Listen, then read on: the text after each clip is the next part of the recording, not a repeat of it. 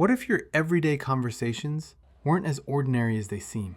What if someone was quietly listening, collecting everything you said for decades without you ever realizing it? Sometimes the most dangerous questions are never asked. Europe, 1943. A small bar near an Allied airfield in England. An American fighter pilot, 23, just back from a mission.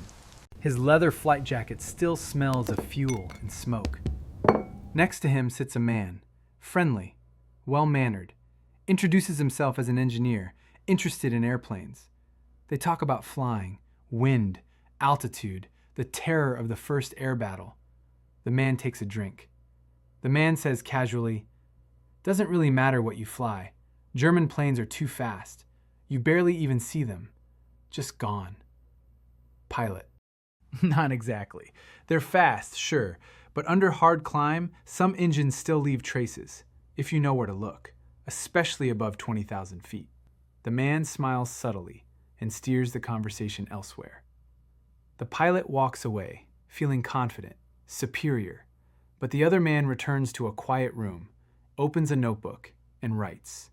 German aircraft smoke above 20,000 feet under climb. Visual detection possible.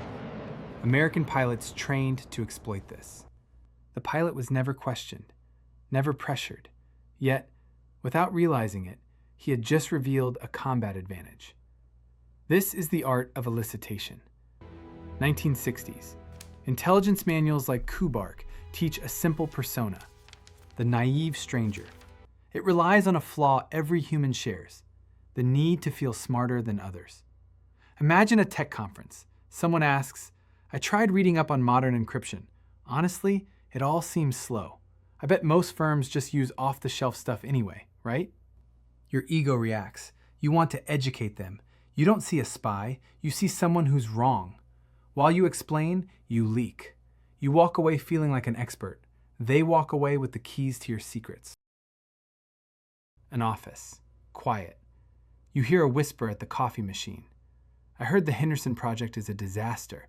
The CEO is canceling it." Your chest tightens. Without thinking, you respond, "No, it's not canceled. It's just $2 million over budget. We're waiting on the German suppliers. Everything will be fine by Friday." You pause. Breathe. You realize they didn't ask about budget. They didn't ask about suppliers. They didn't ask about timelines. You just gave away the 3 most guarded pieces of information in your department. Polite, helpful, thought you were defending your team, yet someone is quietly taking notes, building a map.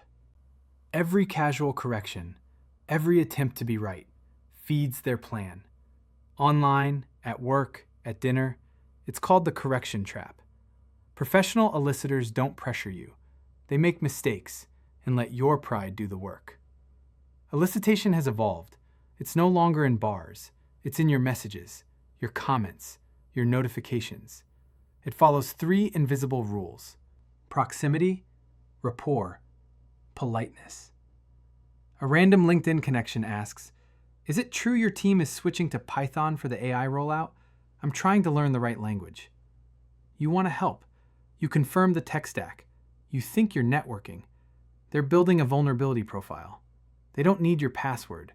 They need your pride, your politeness, your proximity.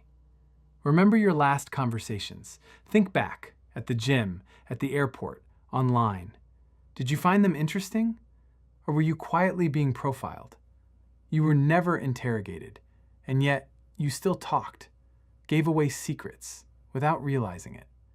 The most dangerous questions are the ones you never knew were asked.